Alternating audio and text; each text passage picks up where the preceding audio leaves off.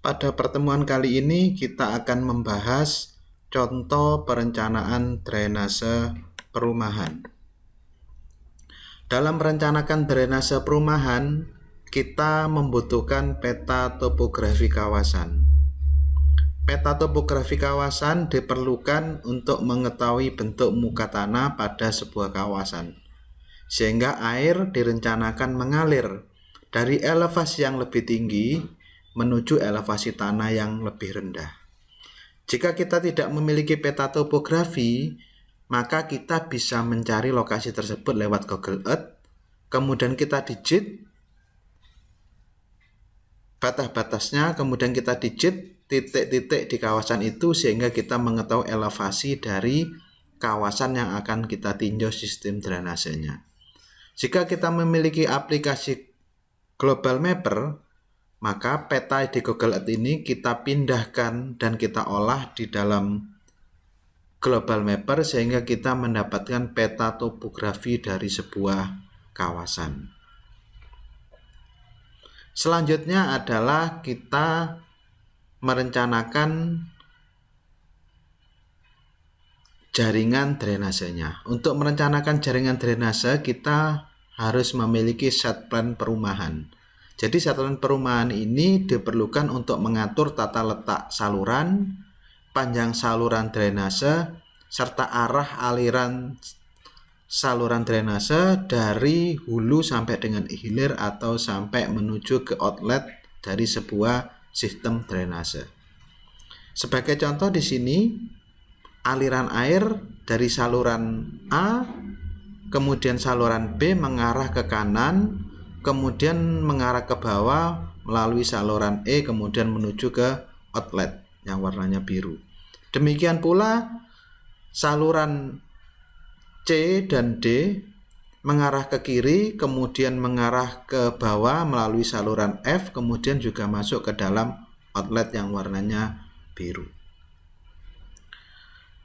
Berikutnya adalah kita dalam merencanakan sistem drainase harus memiliki data hasil perhitungan curah hujan rencana dalam sebuah analisis hidrologi mulai kala ulang 2 tahun, 5 tahun, 10 tahun, bisa juga sampai dengan 100 tahun. Namun yang digunakan untuk perencanaan sistem drainase adalah curah hujan rencana dengan kala ulang 10 tahun. Selanjutnya angka 140,22 mm ini digunakan untuk menghitung besarnya debit banjir rencana.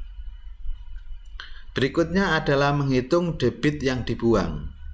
Sebelum menghitung debit yang dibuang, maka kita harus menghitung berapa debit banjir rencana. Ki banjir rencana rumusnya adalah 0,2778 CIA. C itu koefisien pengaliran. Untuk perumahan sudah termasuk jalan, C-nya sama dengan 0,7. I adalah intensitas curah hujan rata-rata dalam satuan mm per jam.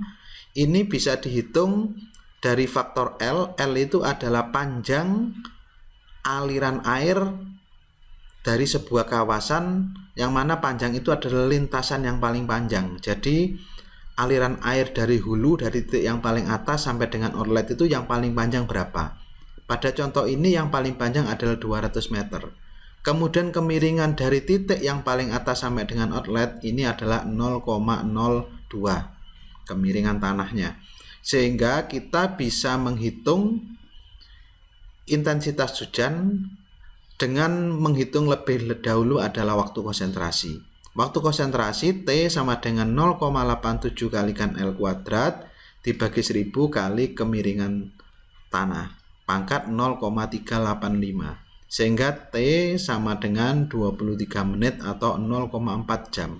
Maka intensitas hujan bisa kita hitung. Kita masukkan tadi R pada saat 10 tahun dibagi 24, kemudian dikalikan 24 per 0,4 jam dipangkatkan 2/3, hasilnya intensitas hujannya adalah 92 mm per jam. Kemudian luas daerah pengaliran. Luas daerah pengaliran ini dihitung dari perkalian antara panjang satu blok perumahan dikalikan dengan lebar ke belakang rumah ditambah dengan setengah jalan. Sehingga panjang satu bloknya 100 meter, kemudian lebar rumah ke belakang ini 12, tambah separuh jalan 5 jadi 17. 100 kali 17 sama dengan 1700 meter persegi.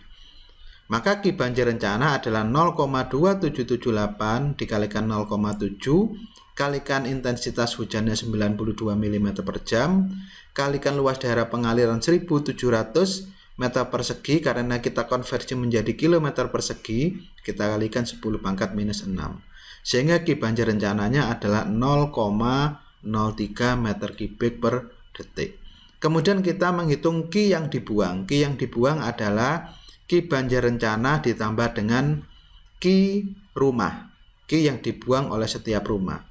Maka 0,03 ditambah satu blok ada 16 rumah, satu rumah diperkirakan ada 5 orang, kemudian air yang dibuang oleh setiap orang adalah 0,2 meter kubik per detik, 0,2 meter kubik per hari. Hari kita rubah menjadi detik dikalikan dibagi dengan 24 kali 60 kali 60. Sehingga totalnya adalah 0,03 ditambah 0,0002 sama dengan 0,0302 meter kubik per detik. Berikutnya adalah perencanaan saluran drainase. Sebelumnya kita sudah memperoleh Ki yang dibuang adalah 0,0302 meter kubik per detik. Kita rencanakan salurannya adalah lebarnya 0,3 meter, hanya 0,3 meter, maka luas penampangnya A sama dengan B kali H, 0,3 kali 0,3 sama dengan 0,09 meter persegi. Kemudian kita bisa menghitung perimeter basah 2H plus B, 2 kali 0,3 ditambah 0,3 ketemu 0,9 meter. Kemudian kita bisa menghitung radius hidrolik A per P, 0,09 dibagi 0,9 ketemu 0,1 meter. Kemudian kita bisa menghitung kecepatan V sama dengan 1/N kalikan R2/3 kalikan S pangkat setengah. Karena saluran kita rencanakan dari pasangan batu kali, N-nya adalah 0,02. Kita akhirnya bisa memperoleh nilai kecepatannya sama dengan 0,76 meter per detik. Ki saluran adalah A kali V, A-nya 0,09, kecepatannya 0,76, maka Ki saluran adalah 0,07 meter kubik per detik. Karena Ki yang dibuang kurang dari Ki saluran, berarti perencanaan saluran kita aman. Berikutnya kita tampilkan saluran A yang kita rencanakan tadi, B-nya 0,3 hanya 0,3, P-nya 0,09, A-nya 0,09, P-nya 0,9, R-nya 0,1, slope-nya 0,005, kecepatannya 0,76, Ki saluran 0,07, Ki yang dibuang 0,03, statusnya adalah aman. Kemudian saluran B, C, D, E, F kita hitung dengan cara yang sama sehingga kita memperoleh tabel lengkap seperti yang saya tampilkan di bawah ini. Berikutnya adalah kita membuat gambar saluran drainasenya. Ini cross sectionnya. Tadi hasil perencanaan lebarnya 30 cm atau 0,3 meter, tinggi airnya 0,3 meter, kita beri jagaan 0,1 meter. Kemudian salurannya dari pasangan batu kali, tebalnya 0,2 meter, kemudian ketebalan yang bawah adalah sama 0,2 meter. Ini adalah cross sectionnya.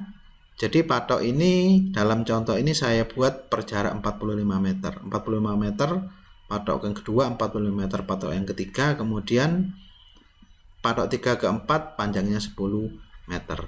Kita masukkan elevasi tanah asli, ini yang warna biru, kita masukkan elevasinya. Kita masukkan elevasi dasar saluran yang warna oranye. Kemudian kita masukkan elevasi muka air yang warnanya merah, kemudian kita masukkan elevasi tanggul yang warnanya hijau muda. Demikian contoh perencanaan drainase pada sebuah kawasan perumahan. Semoga bermanfaat.